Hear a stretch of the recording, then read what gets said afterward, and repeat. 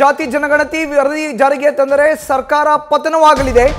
ಜಾತಿ ಗಣತಿ ವರದಿಯನ್ನ ಲಿಂಗಾಯತ ಸಮುದಾಯ ಒಪ್ಪಿಲ್ಲ. ಜಾತಿ ಜನಗಣತಿ ವರದಿ ಏನಾದರೂ ಜಾರಿಗೆ ತಂದರೆ ಈ ಸರ್ಕಾರನೇ ಪತನವಾಗುತ್ತೆ.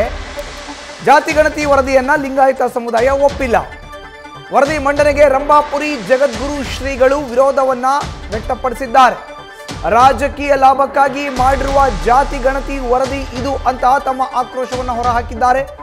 ಡಾಕ್ಟರ್ ವೀರ ಸೋಮೇಶ್ವರ ಶಿವಾಚಾರ್ಯ ರಂಭಾಪುರಿ ಶ್ರೀ ಹೇಳಿಕೆಯನ್ನ ಕೊಟ್ಟಿದ್ದಾರೆ ಈ ವಿಚಾರಕ್ಕೆ ಸಂಬಂಧಪಟ್ಟಂತೆ.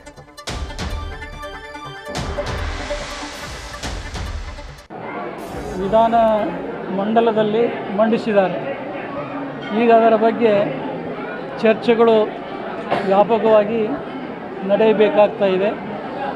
ಆದರೆ ವಿಧಾನಮಂಡಲದಲ್ಲಿ ಚರ್ಚೆ ಆಗೋದಕ್ಕಿಂತ ಪೂರ್ವದಲ್ಲಿಯೇ ಕಾಂಗ್ರೆಸ್ಸಿನ ಒಂದು ಗುಂಪು DK ಶಿವಕುಮಾರ್ ಅವರ ಮುಂದಾಳತ್ವದಲ್ಲಿ ಈಗಾಗಲೇ ನಿನ್ನೆ ಅವರು ಸಮಾವೇಶವನ್ನು ಹೊಂದಿ ಮುಂದಿನ ವ್ಯವಸ್ಥೆ ಬಗ್ಗೆ ಏನು ಮಾಡಬೇಕು ಅನ್ನೋದನ್ನು ಈಗಾಗಲೇ ಅವರು ನಿರ್ಧಾರ ಮಾಡಿದ್ದಾರೆ.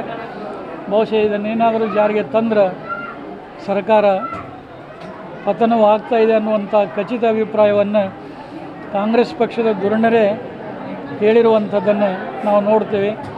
ಇನ್ನೊಂದು ಕಡೆ ಅಖಿಲ ಭಾರತ ವೀರಶೈವ ಲಿಂಗಾಯತ ಮಹಾಸಭೆಯು ಕೂಡ ಈಗಾಗಲೇ ಈ ಒಂದು ವರದಿಯನ್ನು ಒಪ್ಪಿಕೊಳ್ಳಿಕ್ಕೆ ಆಗೋದಿಲ್ಲ. ಜಾತಿ ಗಣತಿ ಪಾರದರ್ಶಕವಾಗಿ ಆಗಿಲ್ಲ ಅನ್ನುವಂಥದ್ದು ಎಲ್ಲರಿಗೂ ಕೂಡ ಗೊತ್ತಿದೆ. ನ್ಯೂಸ್ ಫಸ್ಟ್ ನಿರ್ಭೀತಿಯಿಂದ ನಿಮ್ಮ ಪರವಾಗಿ.